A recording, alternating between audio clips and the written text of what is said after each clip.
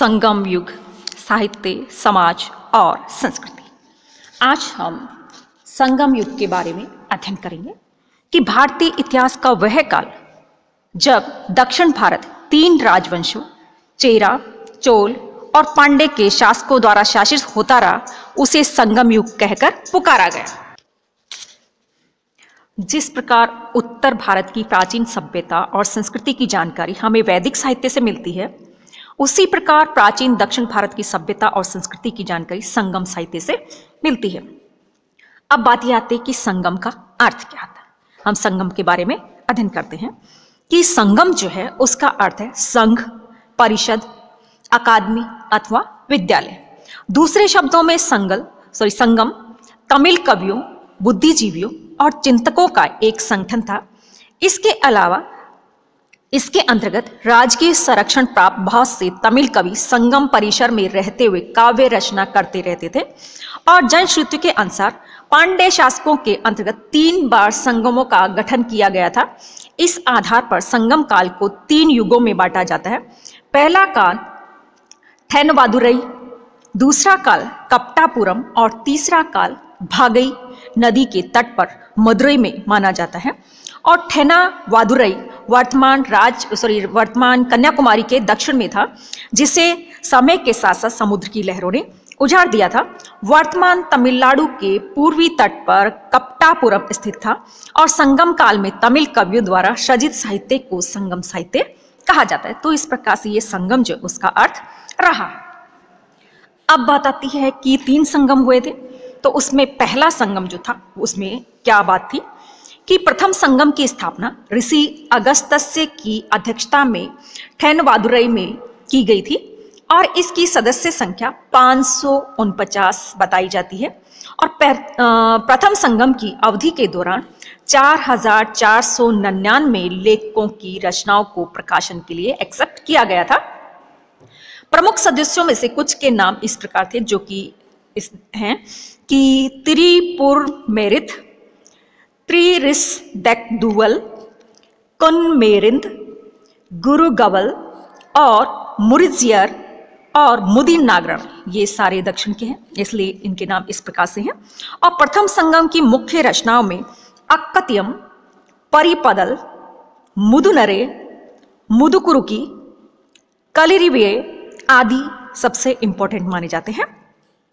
परंतु इनमें से एक भी रचना अभी हमें प्राप्त नहीं हो पाई है और जनश्रुतियों के अनुसार प्राचीन थेनवादुरई नगर समुद्र में समा गया था और प्रथम संगम भी उसी के साथ में समाप्त हो गया और इसका कार्यकाल 4400 वर्ष बताया गया है, जो कि ठीक नहीं लगता है। अब आता है दूसरा संगम या द्वितीय संगम। कि दूसरे संगम की स्थापना भी पांड्य शासकों के संरक्षण में कपाटपुरम, जिसे कि एलो भी कहते हैं, उसमें की गई थी। और इस संगम के प्रथम अध्यक्ष भी अगस्त्य से बताए जाते थे और उनके बाद तोल्कापियर अध्यक्ष बने और इस संगम की अवधि 3700 वर्ष बताई जाती है। इसके सदस्यों की कुल संख्या 49 रही और इसके कार्यकाल में 3700 कवियों की रचनाएं प्रकाशन हेतु स्वीकृत की गई थी और स्वीकृत रचनाओं में अक्तियम, तोलकप्पियम, मापुनम, भूतपुराणम, कलिकुरुक, वेंदाली, व्यालमलय आदि रहे हैं। और दूसरे संगम काल की रचनाओं में से केवल एक रचना तोल्काप्पियम ही उपलब्ध हो पाई है और इस दृष्टि से यह तमिल साहित्य का प्राचीनतम ग्रंथ माना जाता है। कपाटपुरम नगर के समुद्र में समा जाने से द्वितीय संगम भी समाप्त हो गया। अब तीसरे संगम की बात आती है कि तीसरे संगम की स्थापना मदुरई या मदुरै नगर में की गई थी और इसकी अवधि 1850 वर्ष बताई जाती है। इसे भी पांड्य शासकों का संरक्षण मिला था और इसकी सदस्य संख्या 49 थी और इसके कार्यकाल में 449 कवियों की रचनाएं जो थी उनको प्रकाशन के लिए एक्सेप्ट किया गया था। और स्वीकृत रचनाओं में ललिने, नेडूण थोके, कुरथोके, पदिलपत्तु, वरी, चित्र से आदि इंपॉर्टेंट बताई जाती है और इस संगम की रचनाएं जो है वो भी अधिकांशतः नष्ट हो चुकी है। अब अगली बात आती है कि संगम साहित्य का जो काल जो है वो क्या था। इसके बारे में हम अध्ययन करते हैं कि इसमें जनश्रुतियों के आधार पर संगम साहित्य का काल जो है वो निर्धारित करना ठीक नहीं है, क्योंकि उनके अनुसार 3 संगमों का कार्यकाल लगभग 1000 वर्ष का था। और डॉक्टर नीलकंठ शास्त्री के अनुसार संगम साहित्य की रचना ईसवी सन की प्रथम 3 शताब्दियों की अवधि यानी कि 100 से 250 में हुई होगी। और इस मत की पुष्टि में कुछ तर्क दिए जाते हैं कि जैसे पहला तर्क है कि 3री शताब्दी ईसा पूर्व में बाह्य लिपि में जो तमिल मिलती है वह अविकसित तमिल है तथा उसमें संस्कृत शब्दों का मिश्रण है।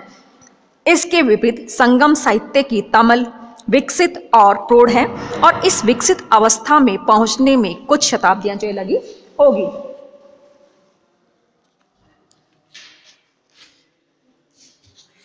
संगम साहित्य में प्रशंसित चेर राजा सेनगुट्टवन का लंका के राजा गजबाहु प्रथम की समसामयिकता से भी तिथि निर्धारण में सहायता मिलती है और दोनों की समसामयिकता की जानकारी शिल्पाधिकारम नामक रचना में मिलती है और गजबाहु प्रथम का समय 173 से 195 ईस्वी माना जाता है। इस आधार पर भी संगम युग का समय 100 से 250 ईसा पूर्व तक का माना जा सकता है।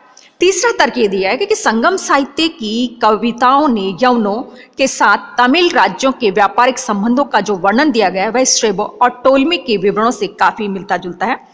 पुरातात्विक साक्ष्यों से इस बात की पुष्टि होती है कि ईसा की प्रारंभिक शताब्दियों में तमिल राज्यों का रोमन जगत के साथ व्यापारिक संबंध था और दक्षिण भारत के अनेक स्थानों से प्रथम 2 शताब्दियों के रोमन सम्राटों के स्वर्ण और रजत के सिक्के बहुत ज्यादा मात्रा में मिले हैं। डॉक्टर नीलकंठ शास्त्री के तिथि क्रम को अन्य विद्वान जो उन्होंने भी काफी सही माना है।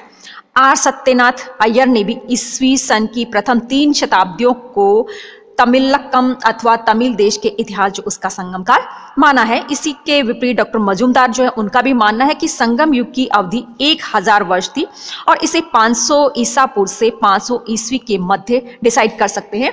और श्रीनिवासाचार्य संगम युग की शुरुआत 5वीं 6ठी शताब्दी ईसा पूर्व से मानते हैं। तो इस प्रकार से ये विद्वान जो है इसका कार्यकाल जो वो डिसाइड करते हैं। अब अगली बात आती है कि संगम साहित्य में प्रतिबिंबित राजनीतिक स्थिति कि उस समय की राजनीतिक स्थिति जो थी वो किस प्रकार की रही थी, इसके बारे में हम अगले वीडियो में अध्ययन करते हैं।